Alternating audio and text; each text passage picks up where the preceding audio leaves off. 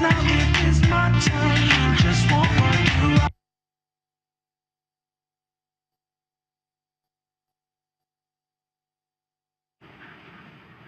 All right, welcome back. Thanks for joining us. If you just joining us, we're going to be switching our conversation now. We're talking family.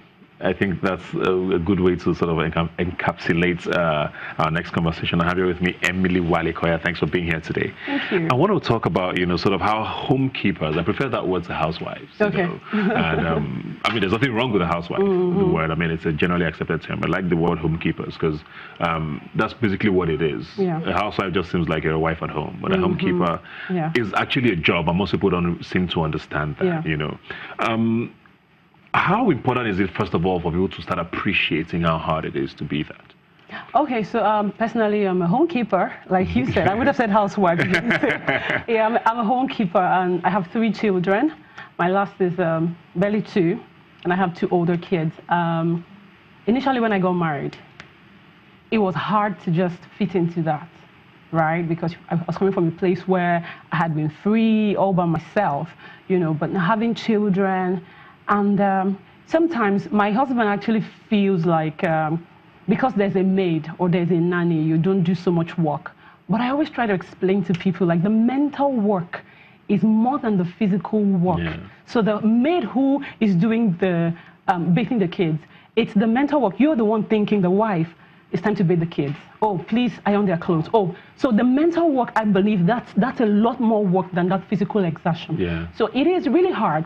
And then we have women who have jobs that they have to go to from 8 or 7 till 5. We have those who are in business as well, who have time to themselves, no doubt. But even at that, juggling motherhood, juggling being a housekeeper, and any other thing that you're doing, whether you're singing the choir, like I used to sing the choir, whatever it is, whatever else you add to that, is just a lot of work. Was this something you always thought you wanted to do? Because I know people who say, whether I have the best job in the world, once I start having children, I'm going to stop everything because I need my children to be sort of wholesome and I want to be there, at least in their formative years.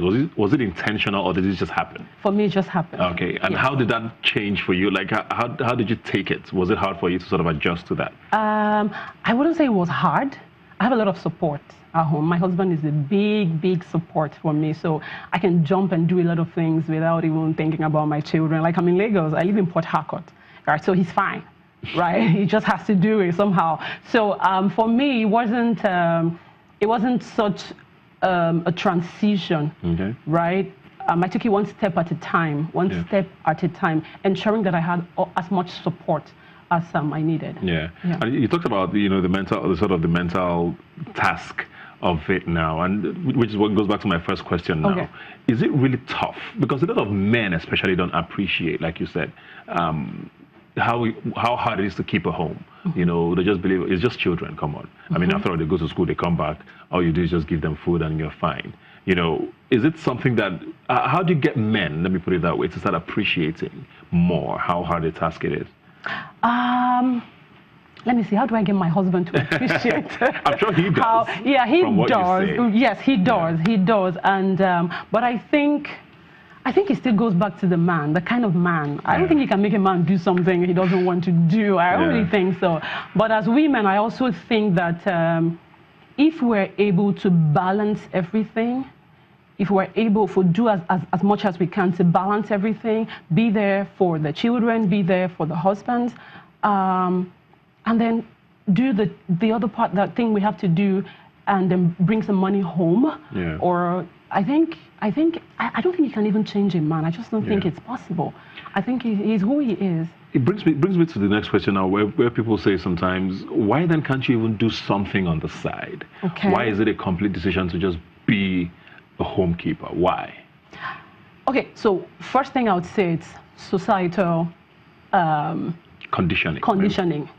So it's something that's always been there. You're a housewife, you have children, be home, take care of the children. Before coming here, my cousin, I'm staying in her house, and she goes, sometimes her children are screaming themselves away and she's sleeping.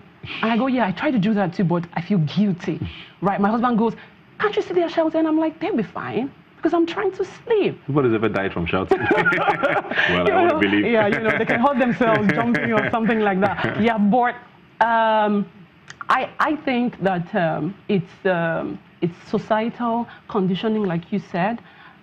There's just this thing that, be home. Be a cook at home. Yeah. You're a domestic help. Just do all those things at home. Leave this other part. But things are changing. There's a shift currently in the world.